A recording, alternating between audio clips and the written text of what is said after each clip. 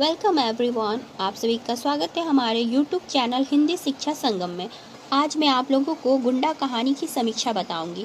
तो चलिए मित्रों, वीडियो की शुरुआत करते हैं।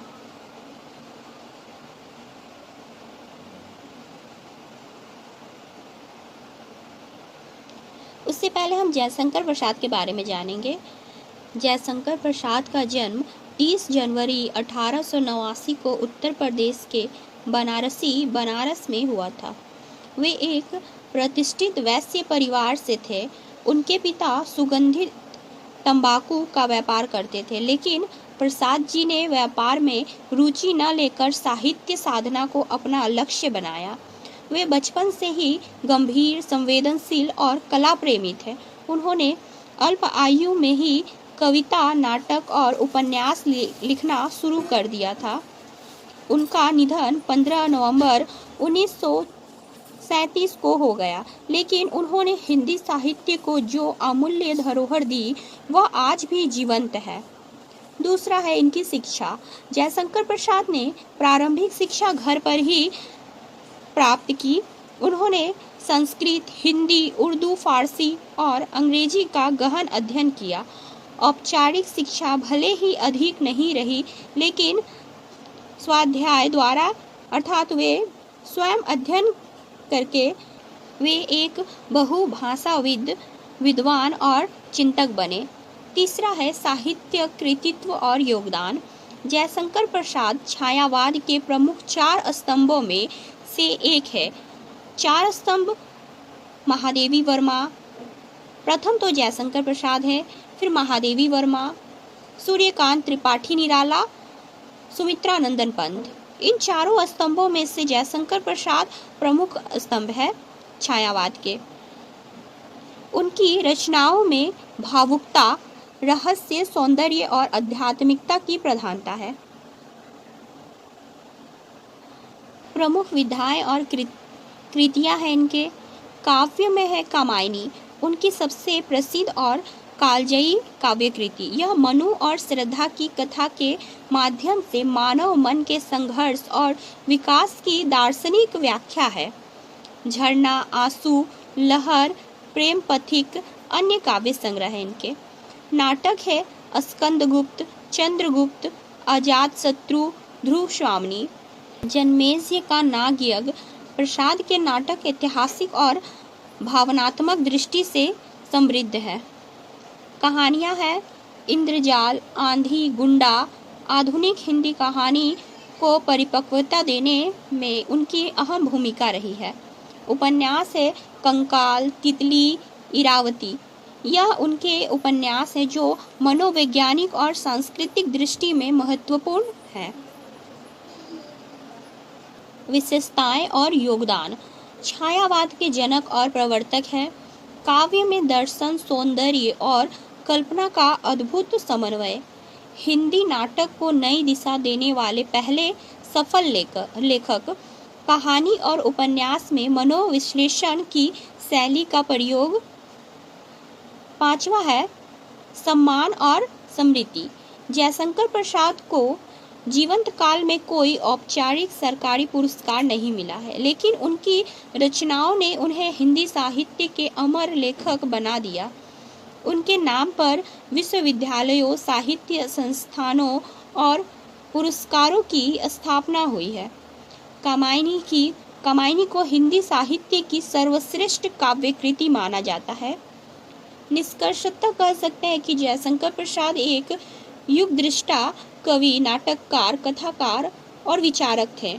उन्होंने हिंदी साहित्य को छायावाद, ऐतिहासिक, नाट्यधारा और दार्शनिक काव्य जैसे नई दिशाएं दी। उनकी रचनाएं आज भी साहित्य प्रेमियों को विचार और भाव की नई ऊंचाइयों तक ले जाती है। तो यह था जयशंकर प्रसाद का जीवन परिचय। आगे हम गुंडा कहानी के बारे में जानेंगे। गुंडा कहानी जयशंकर प्रसाद की अंतिम कहानी संग्रह इंद्रजाल में संकलित है। इनकी अन्य कहानी संग्रह है आकाशदीप, प्रतिध्वनि, आंधी। समकालीन संदर्भ में ऐतिहासिक पात्रों को वर्णित करते हैं गुंडा कहानी में। यदि गुंडा कहानी का उद्देश्य देखें तो व्यक्तिगत प्रेम के समक्ष राष्ट्र प्रेम का विजय ही गुंडा कहानी का मूल उद्देश्य है। आगे बढ़ते हैं। गुंडा कहानी की समीक्षा। हिंदी कहानीकारों में जयशंकर प्रसाद का मूर्धन्य स्थान है। प्रसाद जी का कथा संसार काफी व्यापक है। ऐतिहासिक पृष्ठभूमि में समकालीन जीवन की अभिव्यंजना उनकी रचना संसार का मुख्य सरोकार है। कविता, कहानी, उपन्यास के माध्यम से जीवन के यथार्थ को अभिव्यक्त करने वाले प्रसाद जी साहित्य जगत के सितारे हैं। छाया, प्रतिध्वनि, आकाशदीप, आंधी तथा इंद्रजाल आदि इनके प्रमुख कहानी संग्रह है। गुंडा इंद्रजाल कहानी संग्रह में संग्रहित महत्वपूर्ण कहानी है जो 18वीं सदी की काशी नगरी की दशा को चित्रित करती है। कहानी का केंद्र बिंदु ननकू सिंह है।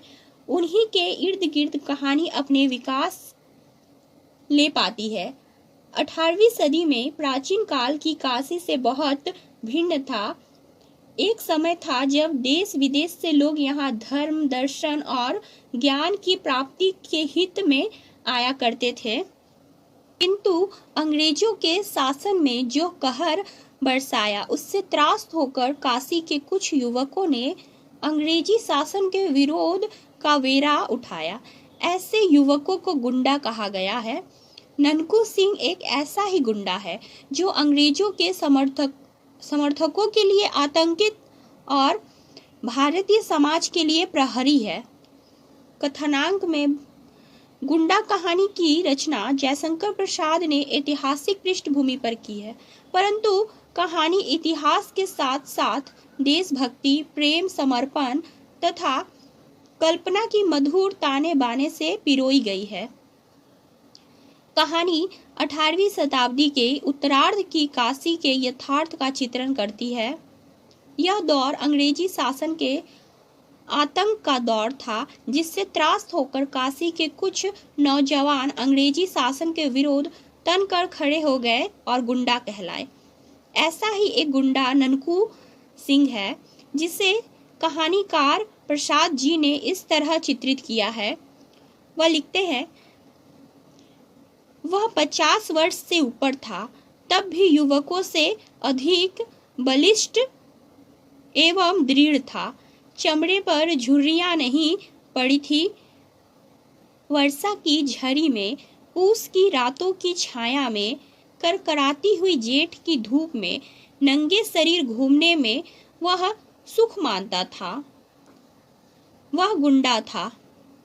काशी का वह गुंडा प्रतिष्ठित जमींदार निरंजन सिंह का पुत्र है, जो काशी नरेश बलवंत सिंह द्वारा बलात् अपनी प्रेयसी पन्ना को ग्रहण करने से मानसिक चोट खाकर गुंडा बना था। एक ऐसा गुंडा जो दीन दुखियों की सेवा, अत्याचारियों का नाश करता है। वह दानी, उदार एवं बलशाली है। कहानी का विस्तार नाटकीयता एवं कलात्मकता से होता है। कथानांक में कई घटना कर्म कहानी को विस्तार प्रदान करते हैं। ननकू द्वारा अंग्रेजों के चापलूस मौलवी अलाउद्दीन कुबरा के हट पर बनारसी तमाचा जड़ता, दुलारी बाई द्वारा पन्ना से ननकू के संबंध में चर्चा, पन्ना का अतीत का स्मरण, मौलवी रेसिडेंट को उत्तेजित कर गुंडों को पकड़वाने का आदेश, दुलारी द्वारा निस्तब्ध रात्रि में ननकू को यह सूचना देना कि हेस्टिंग साहब द्वारा शिवालय घाट पर पहरा बैठा दिया गया है तथा चेत सिंह और राजमाता पन्ना को पकड़ कर कलकत्ता भेजा जाने वाला है, जैसी घटनाएं कहानी को चरम लक्ष्य की ओर पहुंचाती है। ननकू अधीर हो उठता है। उसमें कर्तव्य एवं आत्म बलिदान की भावना जाग उठती है और शिवालय भवन के पीछे से राजमाता पन्ना को रामनगर जाने के लिए डोगी पर उतार लेता है। उसके द्वारा चेत राम कुबड़ा मौलवी लेफ्टिनेंट स्टाकर को धराशायी कर दिया जाता है। वह चेत सिंह से कहता है, आप देखते क्या है, उतारिए डोंगी पर। ननकू का आत्मसमर्पण कथा को चरम बिंदु पर पहुंचा देता है। उसकी कर्तव्य परायणता सहज ही पाठक को आकर्षित कर लेती है। ननकू के सहज प्रणय का यह आत्म बलिदान है।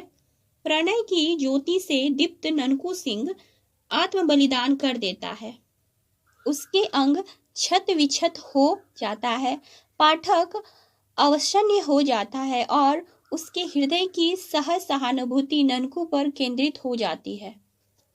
हरिवंश राय बच्चन की एक कविता है, प्यार किसी को करना लेकिन कहकर उसे बताना क्या, अपने को अर्पण करना पर औरों को अपनाना क्या। आगे चरित्र चित्रण। गुंडा एक उद्देश्य प्रधान कहानी है। प्रसाद जी ने इस कहानी में पात्रों का संयोजन बड़े ही महत्वपूर्ण रूप से किया है। कहानी का मुख्य पात्र ननकू सिंह है, जो वीर, देश प्रेमी, चरित्रवान, असहायों के रक्षक एवं अपने मूक प्रेम पर सर्वस्व बलिदान करने वाले साहसी युवक है। तो वहीं दूसरी तरफ राजमाता पन्ना है, जो काशी नरेश बलवंत सिंह की पत्नी है तथा ननकू के प्रति उसके हृदय में बचपन से ही अनुराग था।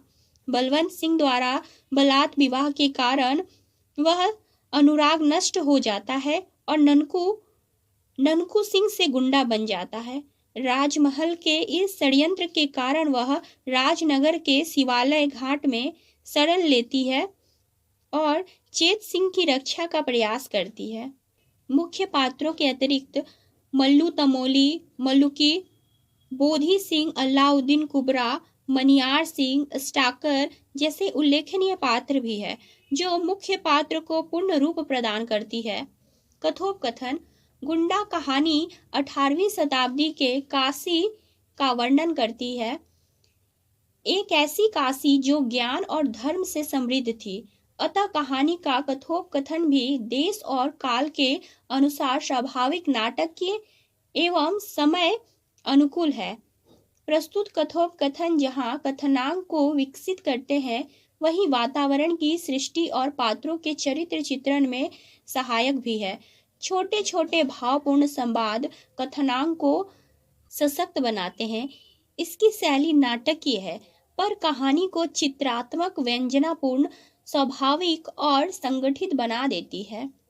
दुलारी का कथन है, क्या दुख है बाबू दुलारी, आज गाना सुनने को मन कर रहा है।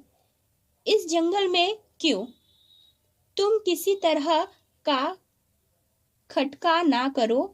इस प्रकार कहानी के संवाद ननकू के चरित्र को महत्वपूर्ण बनाता है। उद्देश्य। प्रस्तुत कहानी उद्देश्य प्रधान है। प्रसाद की रचनाओं का यह उद्देश्य ही होता है कि व्यक्तिगत प्रेम के समक्ष राष्ट्र प्रेम की विजय है। ऐतिहासिक पृष्ठभूमि पर आधारित गुंडा कहानी अपने इसी उद्देश्य को पूरा करते हैं। पन्ना और चेत सिंह की रक्षा करते हुए ननकू का आत्म बलिदान कहानी को विशेष बना देता है। यदि शीर्षक की बात करें तो कहानी का शीर्षक गुंडा सार्थक एवं सटीक है। गुंडा नाम से ही पाठक के हृदय में सहज जिज्ञासा का संचार होता है तथा वह समस्त कथा वस्तु को अपने में समाहित किए हुए है। जैसे जैसे कहानी अपने विकास में आगे बढ़ती है, गुंडा का अर्थ स्पष्ट होने लगता है और गुंडा के प्रति पाठकों की सहानुभूति होती जाती है। अर्थात गुंडा कहानी का शीर्षक सार्थक है। भाषा शैली। प्रसाद की भाषा शैली संस्कृत निष्ठ सुबोध हिंदी है। उनकी कहानियों की भाषा विषयानुकूल, शुद्ध, तत्सम होने पर भी सरल है। वह सहज एवं प्रशंसनीय है। आगे ननकू सिंह का चरित्र चित्रण। ननकू सिंह गुंडा कहानी का प्रमुख नायक है। कथा का नायक वह होता है जो कथा के केंद्र में तथा आदि से अंत तक बना रहता है। गुंडा कहानी के संदर्भ में एक ऐसा चरित्र है जिसके इर्द गिर्द संपूर्ण कथा घूमते नजर आती है। साथ ही नायक के आदर्श चरित्र की संपूर्ण विशेषता उसमें निहित है। वह वीर, साहसी, देश प्रेमी तथा व्यक्तिगत प्रेम के आदर्श को स्थापित करने वाला पात्र है। उसके चरित्र को हम निम्न संदर्भों में देख सकते हैं। जैसे शारीरिक कहानी के प्रारंभ में ही प्रसाद जी ने उसके सौष्ठव का परिचय देते हुए लिखा है कि वह 50 वर्ष से ऊपर था, फिर भी युवकों से अधिक बलिष्ठ और दृढ़ था। वर्षा की झड़ी में पूस की रातों की छाया में नंगे शरीर घूमने में वह सुख मानता था।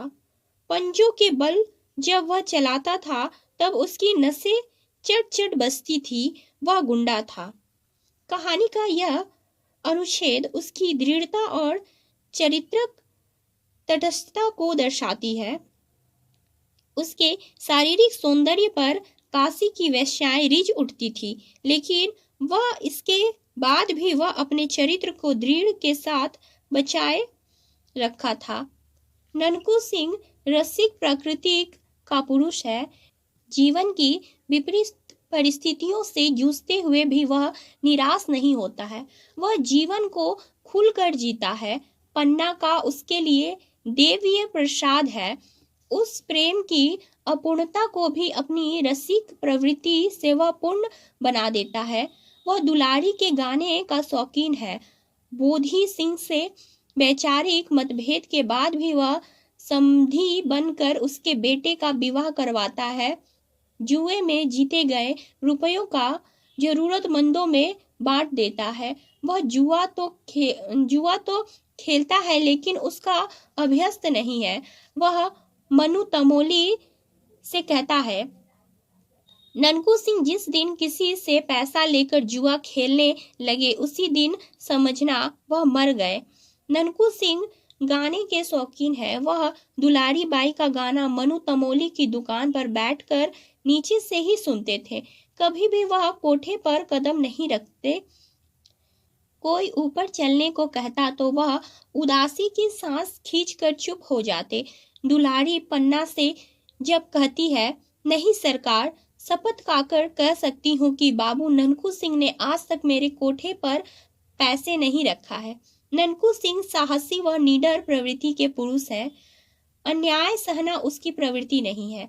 चाहे वह अलाउद्दीन कुबरा को बनारसी झापड़ देना हो या बोधी सिंह से आत्मसंघर्ष व धर्मात्मा, विधवाओं के रक्षक, गरीब लड़कियों की शादी कराने वाले तथा सताए हुए लोगों के रक्षक है। दुलारी उसके बारे में कहती है, बाबू साहब के जैसा धर्मात्मा तो कोई है ही नहीं। कितनी विधवाएं उनकी दी धोती से अपना तन ढकती है। कितनी लड़कियों की विवाह शादी होती है। कितने सताए हुए लोगों की रक्षा होती है। ननकू आत्मसम्मान के रक्षक है। बोधी सिंह से मत वैभिन्न के कारण दोनों में संघर्ष की स्थिति बनती है। स्थिति की गंभीरता को समझते हुए बोधी सिंह यह संदेश भिजवा देते हैं कि जब ननकू सिंह है तो मेरे जाने की जरूरत ही क्या है। दो समधियों को जाकर क्या है, वे ही जाकर लड़के को ब्याह लावे। ननकू सारा रुपया खर्च करते हैं और लड़के का ब्याह भी करवा देते हैं। ननकू बलिदानी पुरुष के दृष्टांत स्थापित करते हैं।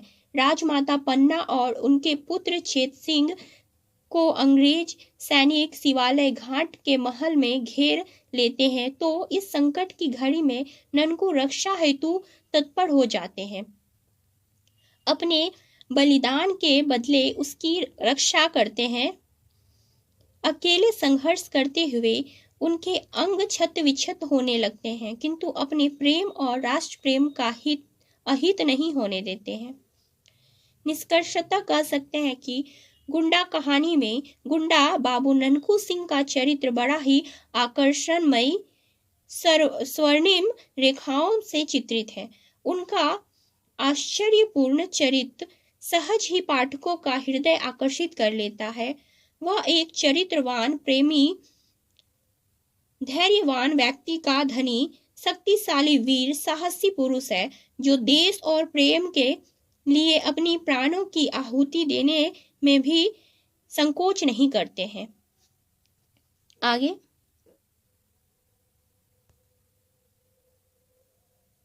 तो ये था मित्रों ननकू सिंह का चरित्र चित्रण और गुंडा कहानी की समीक्षा। तो आशा करती हूँ कि आपको यह वीडियो पसंद आए। यदि वीडियो पसंद आए तो वीडियो को लाइक शेयर करें और चैनल पे नए हो तो चैनल को सब्सक्राइब करें। मिलते हैं अगले वीडियो में, तब तक के लिए धन्यवाद।